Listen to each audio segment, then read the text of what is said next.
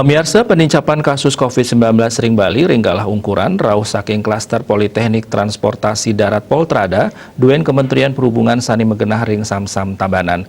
Kewentenan 300 siswa ipun, langkungan satak diri sampun kejan tenang positif COVID-19.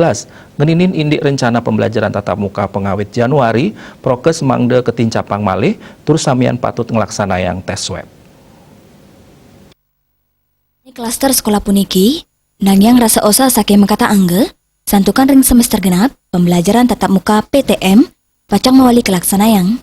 Sekda Provinsi Bali, pindah ke Ketua Harian Satgas Penanganan COVID-19 Provinsi Bali, Dewo Made Indra Maosang, pikobat puniki patut kedadosang evaluasi, paketan ipun taler mepengabdi, sedurung ngawit mesekolah, patut ngelaksanayang tes.